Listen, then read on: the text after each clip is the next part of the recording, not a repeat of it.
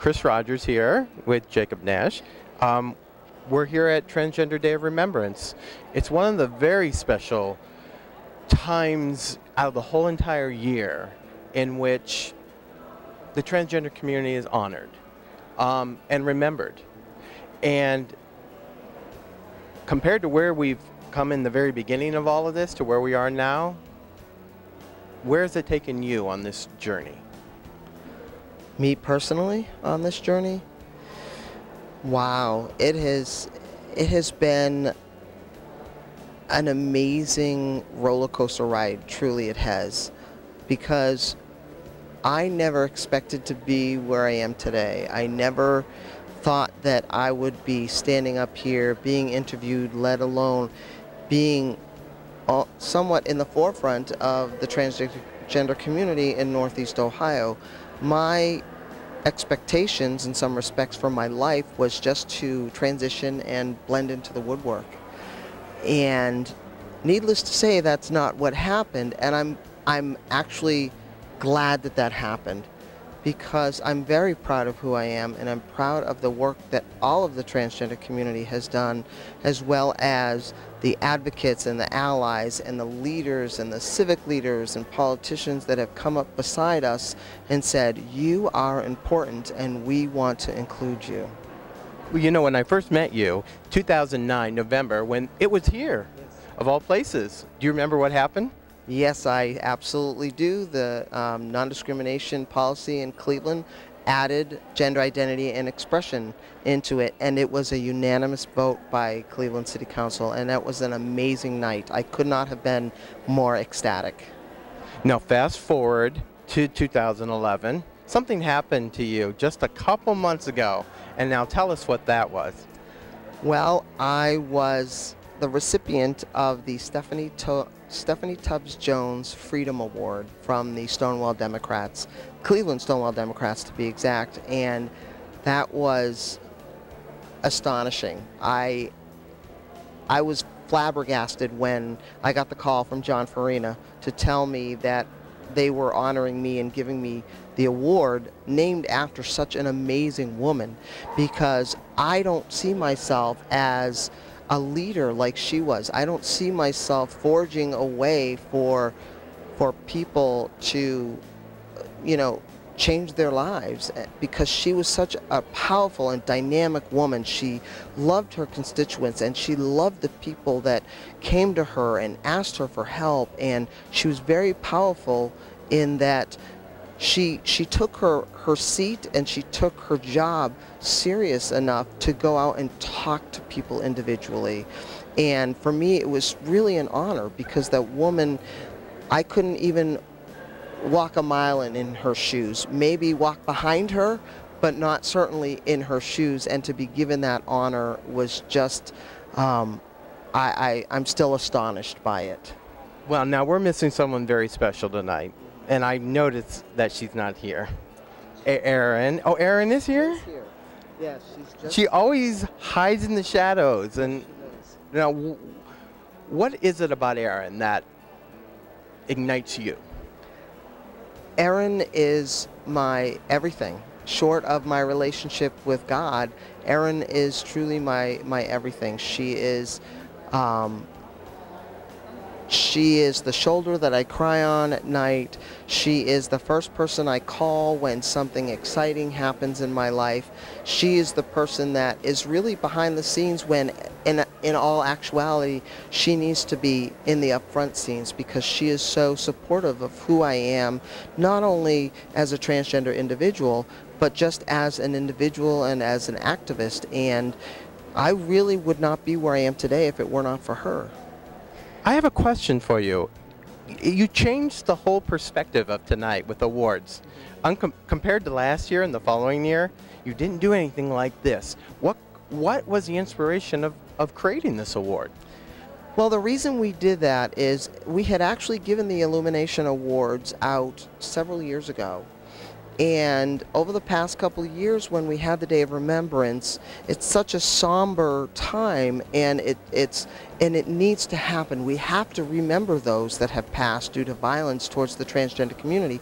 But the other thing we have to recognize is how far we've come, and the people that are making those changes happen. And in order to ignite and put a fire on people, people need to be recognized and acknowledged and thanked. And that's why we decided to, in sense, reignite the Illumination Awards, because it was sadly missed, and we also have to celebrate how far we've come and the people that make that happen. Well, that was a great idea to do this tonight, and I've never seen a turnout so large as it was tonight. And it's all the hard work that everyone has done in this community to get to this level. Now, you are working on, I know, a bunch of new projects for the future, but can you tell us one of them that is starting to happen and what's going to come about in 2012? Yes. Actually, there's a new organization that I have started and founded, and it's called Margie's Hope. And Margie's Hope is a transitional living home for transgender individuals that are homeless. The reason that Margie's Hope is so important is because there are so many transgender individuals that become homeless for some reason or another, whether it's because of unemployment, whether it's because they're found out and where they're living, if they're renting an apartment or renting, in an association, they get kicked out, family disputes, or they come out to their partners and their partners kick them out. There's such a need for housing that it's just not available, and the shelters in Ohio, unfortunately, there are only 5 in the whole state that will allow transgender individuals to come in and stay as the gender in which they identify as. The other shelters require that people dress in the clothing in which the gender in which they were born. And I often say, how many homeless people do you know that carry around 2 sets of clothing? It's just unacceptable. And so Margie's Hope will not only give temporary housing to transgender individuals, it will also help to create jobs. The job coach would go out and talk to different companies and organizations, see what their policies and procedures are regarding gender identity and expression. If they're not in there and they want to hire transgender people, it would be a requirement that they put those policies into place, because I would never set somebody up in my community to fail. So we would help to fit jobs with these individuals, as well as bringing in a life coach that will help transgender individuals to draw and pull their lives together. Now, one final question. What do you see for 2012? What do you think is going to happen? I know we've seen everything on Facebook. Facebook is changing the face of what's starting to happen in our community. But what do you see? What do you think is going to happen in 2012 that didn't happen in 2011? Well, that's a good question. I'm hoping that more cities, especially in Ohio, will see that transgender individuals deserve the rights to work without being discriminated against. We'll see, because we know what the House is like right now and the governor. But there's always potential. With the elections coming up next year, I'm hopeful that we will get elected officials in there that say this is important. With the Justice Department today having a day of remembrance of their own, that's starting to show that people in the government are noticing and recognizing and seeing that we need help.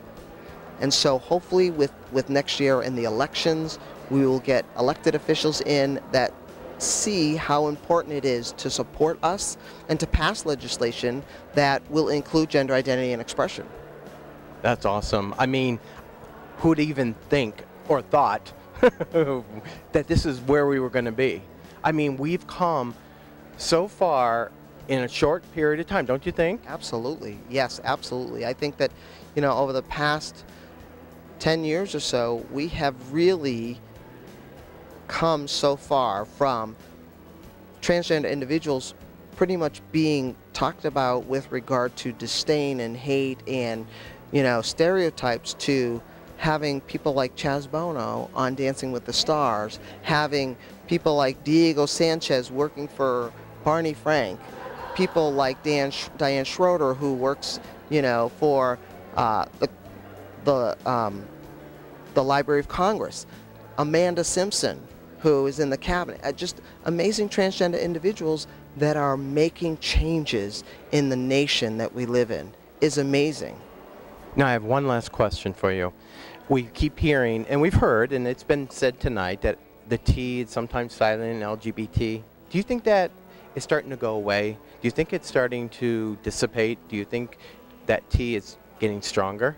Absolutely, especially with the younger generation coming up today. The transgender community is changing and shifting a little bit. What does it mean and who is included in it? And with the kids that are coming up today, they are saying, we want to be heard, we want to be seen, we are wonderfully made and we are proud of who we are, and you need to recognize who we are and not just push us aside.